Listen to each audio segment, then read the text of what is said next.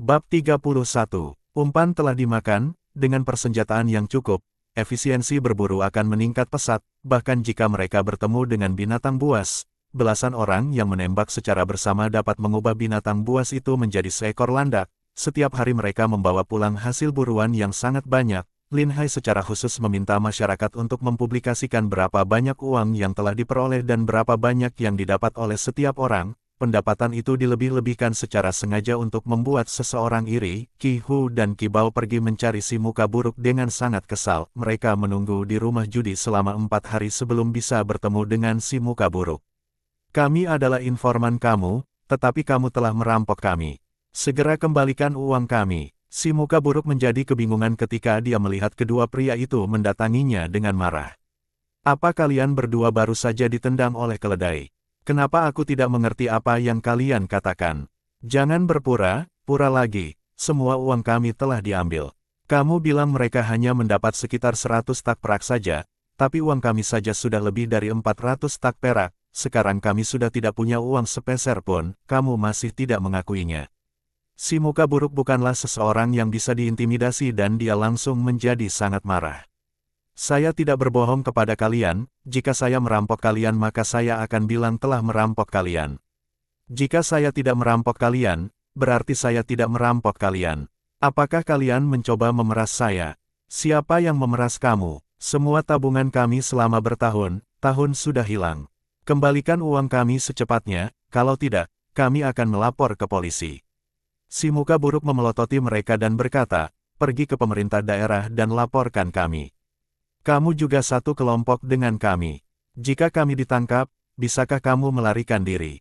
Mari kita bicarakan baik-baik karena kita ini satu kelompok. Kita tidak bisa merampok uang saudara kita, kan?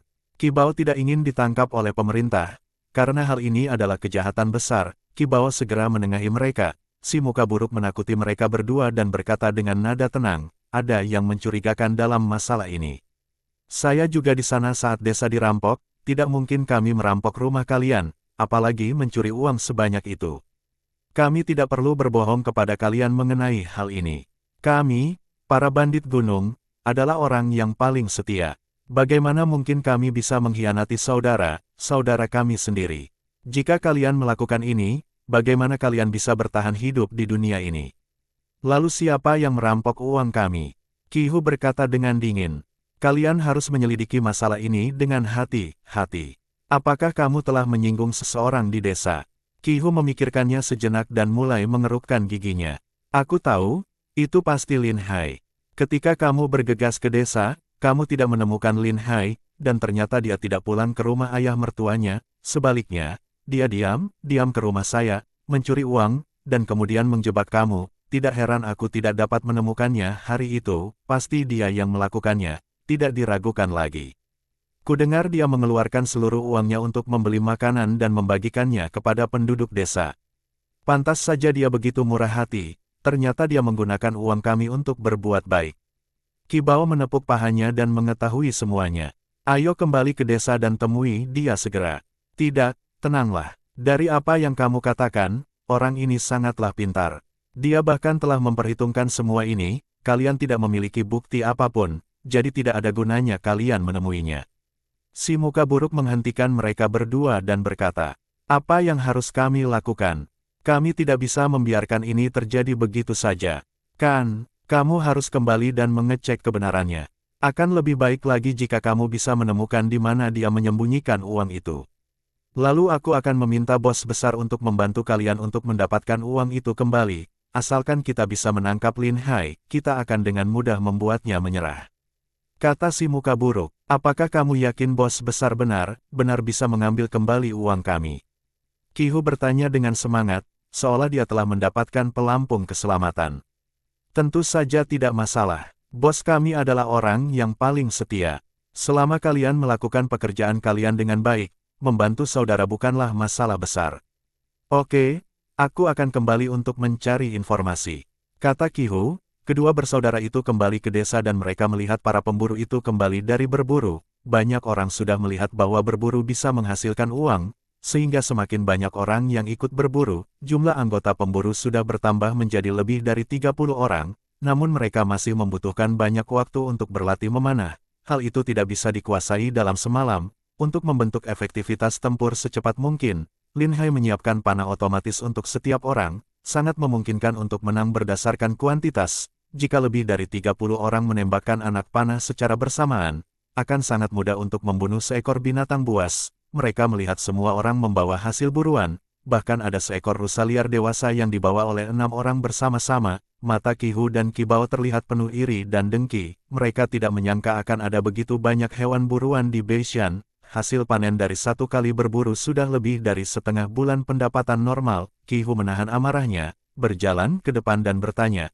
apakah kalian baru saja kembali dari berburu? Tentu saja, seseorang menjawab dengan bangga, mengetahui bahwa kedua orang ini adalah mata para bandit. Dia sengaja pamer untuk membuat mereka kesal. Berapa hari kalian berada di pegunungan untuk menangkap begitu banyak mangsa? Qi Bao bertanya kepada mereka. Berapa hari? Kita baru berada di pegunungan selama setengah hari, dan telah mendapat begitu banyak hewan buruan. Hasil buruan yang kita dapat setiap hari bisa dijual seharga puluhan tak perak. Kami benar-benar akan menjadi kaya. Liu Ergo berkata dengan bangga. Ya, sepertinya hewan buruan berkurang dalam 2 hari terakhir ini. Sebelumnya kami telah menangkap banyak hewan buruan. Ngomong-ngomong, kita telah mendapatkan hampir 200 tak perak akhir-akhir ini. Bukankah kita harus segera membaginya? Lin Hai mengangguk dan berkata, kalau begitu mari kita bagi uangnya malam ini. Mari kita kumpulkan semua orang. Semua orang bersorak gembira. Qi Hu dan Qi Bao saling memandang dengan tenang. Apa yang bisa dibanggakan? Kita pergi dulu. Melihat mereka pergi, Liu Ergo bertanya pelan, apakah menurutmu mereka akan tertipu? Pasti akan tertipu. Meskipun mereka tampak tenang di depan kita, mereka pasti sudah hampir meledak karena menahan emosi. Jika mereka berdua adalah mata-mata para bandit itu, mereka pasti tidak akan sanggup menahannya dan segera melaporkannya. Lin Hai berkata dengan dingin. Tidak lama kemudian, kedua mata yang mengikuti mereka, Tidan dan Situ, juga kembali. Mereka dengan perlahan menjelaskan informasi yang mereka dapat. Telah dipastikan dan tidak diragukan lagi kalau kedua orang itu adalah mata para bandit. Orang yang dihubungi mereka bernama si muka buruk. Mereka pergi ke rumah judi di kota kabupaten. Di sanalah mereka bertemu. Kami tidak dapat mendengar dengan jelas apa yang mereka bicarakan. Namun pada awalnya, Qi Hu dan Qi Bao sangat marah dan bahkan bertengkar dengan pria bermuka buruk itu. Sepertinya mereka berdua sudah tahu kalau aku yang mencuri uang dari rumahnya. Tapi belum ada bukti jadi mereka hanya bisa menahan diri. Mereka sudah tahu bahwa malam ini kita akan membagi uang hasil berburu. Dan kemungkinan besar para bandit itu akan datang untuk merampok. Kita harus mempersiapkan diri dengan baik. Kata Lin Hai. Bab 32. Serangan mendadak. Lin Hai membawa anak buahnya kembali ke desa. Dan kali ini dia menjual hasil buruannya. Mereka mengambil semua hasil buritannya, memotongnya, menjadikan tusuk sate dan memanggangnya. Awalnya mereka mengira hidup akan menjadi sangat sulit setelah dirampok oleh bandit, tapi mereka tidak pernah menyangka bisa makan daging dalam jumlah besar. Ini jauh lebih baik dari sebelumnya. Anak-anak sangat senang bisa makan daging. Mereka berlari kesam kemari dan bermain di halaman rumah. Kepala desa merasa sedikit tertekan. Menurutnya, daging tersebut bisa ditukar dengan persediaan makanan, sehingga semua orang bisa mendapatkan persediaan makanan yang cukup. Bukankah ini sebuah pemborosan jika seluruh warga desa menghabiskan daging ini? Tidak mudah menyimpan makanan akhir ini. Kepala desa, makanlah dengan tenang selagi gigimu masih bisa mengunyah daging. Soal persediaan makanan, jangan khawatir hasil buruan kita akan semakin baik di kemudian hari, dan tidak ada yang akan kelaparan lagi. Lin Hai berkata sambil tersenyum. Lin Hai memberinya sepotong daging yang sudah siap dimakan. Daging panggang mungkin agak sulit dikunyah, jadi makanlah dengan tenang. Kepala desa mencium aroma daging dan tidak menolak. Dia mengambil daging itu dan mulai memakannya dalam porsi besar. Enak, daging ini enak sekali. Sejujurnya, aku belum pernah makan daging sebanyak ini seumur hidupku. Kepala desa berbicara tidak jelas. Makanlah sebanyak yang kamu bisa, tapi jangan makan berlebihan. Lin Hai berkata sambil tersenyum. Qi Hu dan Qi Bao menyaksikan penduduk desa sedang pesta makan daging dari kejauhan. Mata mereka terlihat penuh iri dan dengki. Kenapa hidup bajingan itu menjadi semakin baik? Dia tampaknya sangat murah hati dalam membagikan daging kepada orang-orang. Dia pasti sedang berusaha menutupi fakta bahwa dialah mencuri uang kita. Dengan cara ini, maka tidak akan ada penduduk desa yang akan mencurigainya, sebaliknya, mereka akan selalu memihak kepada dirinya. Qi Hu mengerukkan giginya karena marah. Saudaraku, cepat laporkan hal ini. Biarkan para bandit itu menangkapnya dan memaksanya untuk memberitahumu di mana uang itu disembunyikan, ini pasti akan membantu kita untuk mendapatkan uang kita kembali. Dan lihatlah Kiaur, dia sangat cantik, akan lebih baik lagi jika para bandit itu bisa membantu kita merebutnya. Lalu kita bisa menyembunyikannya di rumah kita dan kita bisa bersenang-senang dengannya secara perlahan. Qi Bao memasang ekspresi cabul di wajahnya, tatapan matanya tertuju kepada Kiaor. Oke, kamu tetap di sini mengawasi mereka. Aku akan pergi melaporkan informasi ini. Kali ini kamu harus mengawasinya dengan baik, jangan sampai Lin Hai melarikan diri lagi. Jangan khawatir, saudaraku. Aku akan tetap di sini mengawasi mereka dan tidak akan pergi kemana-mana, jawab Qi Bao. Qi Hu memberikan beberapa instruksi kepada Qi Bao dan berlari ke kota untuk melaporkan informasi ini. Setelah beberapa saat, Si Tu kembali dengan tenang. Lin Hai, kamu benar sekali.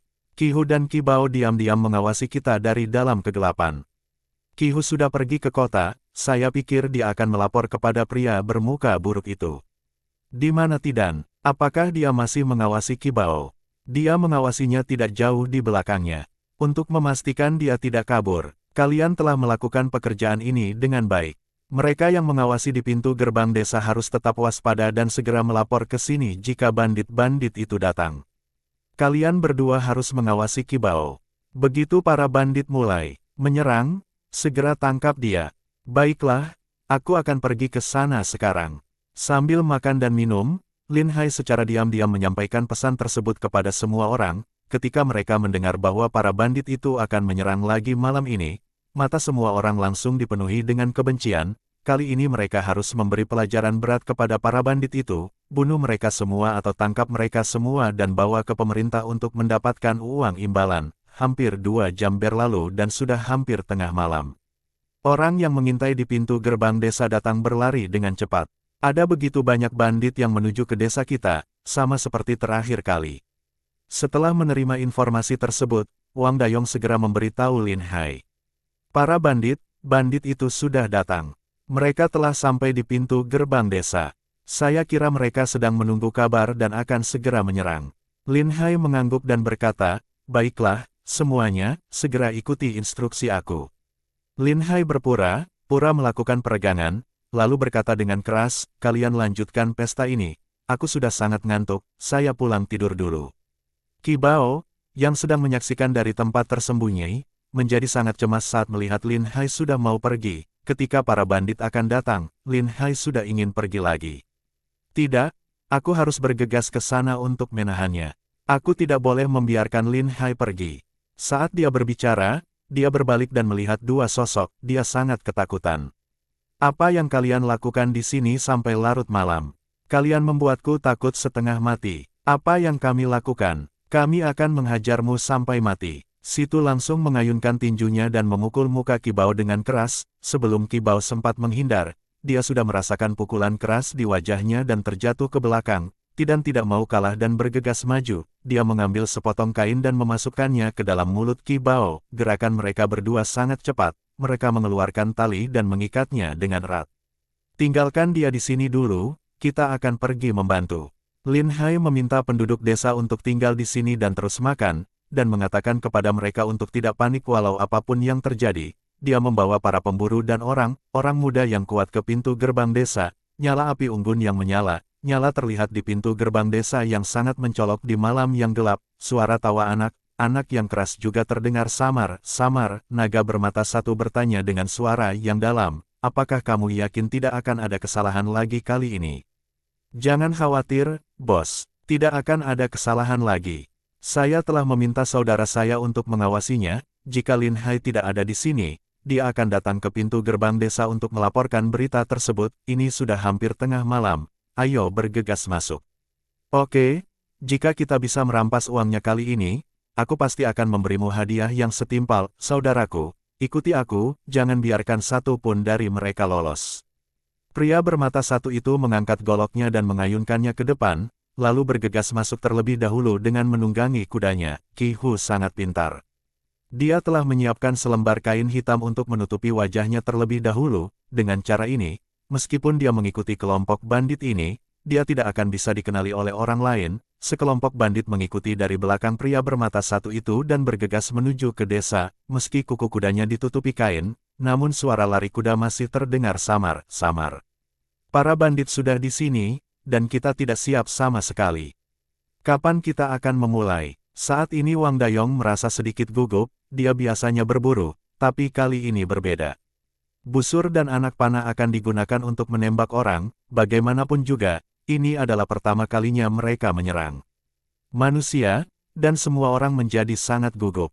Jangan panik, semuanya ikuti perintahku. Tidak ada yang boleh menembakkan panah terlebih dahulu, hal itu akan merusak rencana kita. Lin Hai berbisik. Tak lama kemudian, para bandit terlihat menunggangi kudanya dengan arogan dan mendekat dengan cepat. Pandangan yang sangat serakah terlihat di mata para bandit ini. Jika bukan karena serangan mendadak, mereka akan mengangkat goloknya dan berteriak keras. Tiba-tiba, naga bermata satu merasakan tubuhnya menjadi tidak seimbang dan langsung merasakan ada sesuatu yang tidak beres.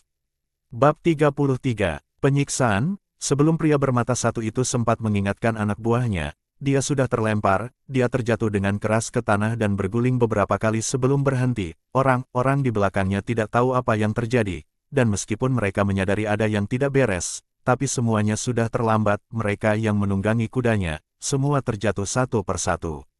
Oh tidak, ada penyergapan. Teriak seorang bandit dengan keras. Cepat tembak, pastikan untuk membidik orangnya, jangan sakiti kudanya. Lin Hai langsung berdiri dengan panah otomatis dan menembak para bandit itu. Para pemburu itu bersembunyi di balik pagar di pinggir jalan. Jarak mereka dengan para bandit itu sangat dekat, jadi tidak mungkin tembakan mereka bisa meleset. Suara tembakan anak panah yang intensif terdengar, dan setelah menembakkan satu anak panah, panah lainnya segera dialihkan untuk melanjutkan penembakan. Terdengar jeritan dan teriakan dari kerumunan para bandit itu. Bandit yang di belakang ingin mundur, tapi beberapa tiang kayu berguling ke arah mereka dari belakang. Kuda itu tidak sempat berbalik untuk berlari. Lalu terdengarlah suara gong yang ditabuh dengan cepat, terdengar suara teriakan, dan belasan pria muda dan kuat berlari maju membawa tombak. Ketika mereka menyerang bandit itu, mereka menikam secara membabi buta. Meskipun para bandit itu juga berseri lata, tapi jangkau golok mereka jauh lebih pendek daripada tombak. Sebelum mereka sempat melawan, mereka sudah tertusuk tombak dan jatuh dari kudanya dengan ekspresi ketakutan di wajah mereka. Obor dinyalakan, menerangi sekeliling dengan sangat terang. Lin Hai mengambil panah dan menembakkan anak panah ke bandit-bandit yang belum mati. Sisakan satu orang yang hidup, jangan bunuh mereka semua. Lin Hai berteriak. Dalam sekejap, hampir semua bandit itu telah terbunuh. Hanya pria bermata satu itu yang jatuh terlebih dahulu, bisa lolos dari serangan panah. Panah itu, Wang Dayong melihatnya. Dia berjalan mendekatinya dan menendangnya. Pria bermata satu itu terluka dan mengalami patah tulang. Dia menjerit kesakitan saat ditendang. Kamu berani menendangku? Aku akan membunuh seluruh keluargamu. Kamu masih berani sombong di saat sudah jatuh ke tangan kami?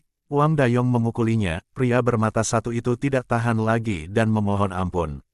Tolong ampuni nyawaku, ini sangat menyakitkan. Bukankah kamu sangat hebat? Lihat kesombongan yang baru saja kamu tunjukkan. Wang Dayong masih belum puas dan menendangnya dua kali lagi. Sudah cukup, jangan sampai dia mati. Kita masih membutuhkan dia. Lin Hai dengan cepat menghentikan mereka. Lin Hai berusaha keras untuk menangkap pria itu hidup-hidup. Para bandit sering merampok di mana-mana dan pasti sudah mengumpulkan banyak harta. Selama kita bisa mengalahkan mereka, maka kita bisa mendapatkan semua uangnya, dan jika dibagikan kepada semua warga desa, mereka semua bisa langsung menjadi kaya. Saya tidak peduli dengan yang lain. Jika ada yang masih hidup, kita harus segera membunuh mereka. Ternyata tidak susah untuk membunuh semua bandit-bandit ini. Banyak warga desa yang masih tidak percaya. Kenapa bisa susah? Bandit juga manusia. Apakah menurut kalian, mereka adalah makhluk gaib? Lin Hai berkata sambil tersenyum. Kamu sungguh luar biasa. Setiap tahun pemerintah mengorganisir orang muda dan kuat untuk mengepung dan menekan gerakan pemberontakan. Tetapi mereka selalu pulang dengan tangan kosong. Kali ini kita bisa membunuh lebih dari 30 bandit sekaligus. Saya penasaran berapa banyak uang yang akan diberikan pemerintah kepada kita. Liu Ergou terlihat sangat bersemangat, dia sedikit gugup saat membunuh bandit itu, tetapi ketika dia teringat akan imbalan dari pemerintah, dia pun langsung menjadi bersemangat. Siapa orang ini? Kenapa dia memakai topeng? Seorang pemburu dengan cepat menarik topeng orang itu, setelah melihat dengan jelas, dia berseru, ternyata orang ini adalah Qi Hu. Sialan, dia benar-benar berkolusi dengan bandit-bandit ini untuk merampok desa kita. Semua orang yang berkumpul di sini menjadi sangat marah sehingga mereka tidak bisa menahan diri dan menendang mayat itu beberapa kali. Qi Bao telah ditangkap, kita tidak boleh melepaskannya. Semua orang berteriak dengan keras dan mengertakkan giginya karena kebencian mereka terhadap kedua bersaudara tersebut. Cepat singkirkan orang-orang ini. Masih banyak hal yang harus kita lakukan malam ini. Lin Hai tahu bahwa masalah ini sangat mendesak dan tidak dapat ditunda. Dia mengumpulkan semua pemburu. Lin Hai berkata, apakah kalian ingin mengikuti aku untuk menghasilkan banyak uang? Selama kalian bisa bekerja keras, saya jamin uang yang kalian peroleh dalam satu malam dapat membangun rumah besar, tidak ada masalah untuk membeli tanah seluas puluhan hektar. Ketika mereka mendengar bahwa mereka dapat menghasilkan banyak uang, mereka merasa sangat gembira. Liu Ergou tidak bisa menahan diri untuk tidak mendesaknya. Jika kamu memiliki cara yang bagus untuk menghasilkan uang, maka beritahulah kami secepatnya. Kami akan mengikuti kamu dan melakukan apapun yang kamu katakan. Benar, kami semua mempercayaimu, beritahu kami apa yang harus kami lakukan. Ayo kita bunuh semua bandit ini, dan kita menyamar sebagai bandit ini dan biarkan bandit yang ditangkap ini memimpin jalan untuk kita. Ayo kita serang markas mereka di gunung dan bunuh semua bandit di sana.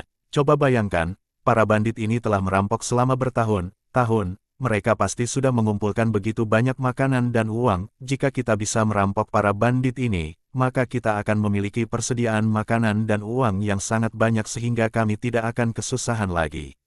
Setelah mendengar kata-kata Lin Hai, banyak orang yang terkejut dan juga senang. Mereka tidak pernah berpikir bahwa Lin Hai akan begitu berani berpikir untuk merampok para bandit ini.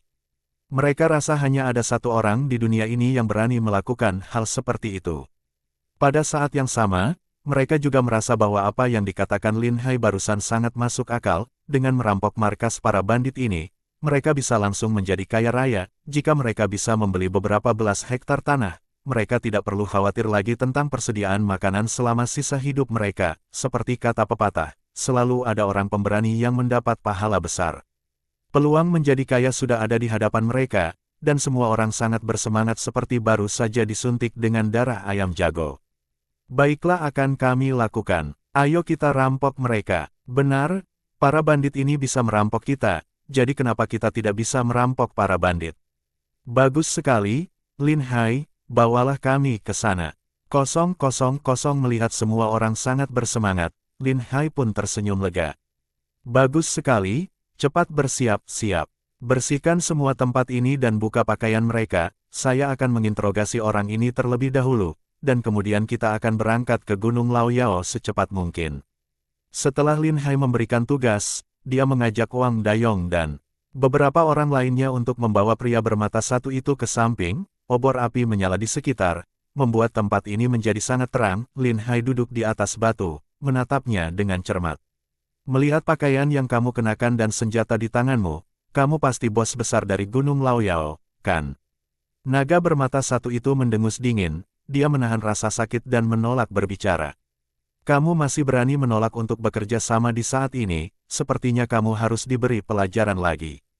Naga bermata satu ini mengertakkan giginya dan menatap tajam ke arah Lin Hai, lakukan apa saja yang kamu inginkan, jika aku bersuara, aku akan menjadi budakmu. Haha, jangan terlalu percaya diri. Aku belum pernah melakukan hal yang tidak manusiawi sepertimu. Lin Hai berkata sambil mencibir, kali ini, Tidan datang dengan segenggam bawang putih dan bumbu pedas di tangannya. Sayangnya, Lin Hai tidak bisa mendapatkan cabai. Seharusnya, penggunaan cabai akan lebih efektif. Saya sudah membawa semua yang kamu perlukan. Apa yang harus saya lakukan dengan benda ini? Tidan bertanya. Tumbuk semuanya menjadi sambal bawang putih dan campur semuanya. Tidan dengan cepat menumbuk bawang putih itu dengan batu. Oleskan benda ini pada lukanya dan tuangkan juga ke dalam lubang hidungnya. Mari kita lihat berapa lama dia bisa bertahan. Bersambung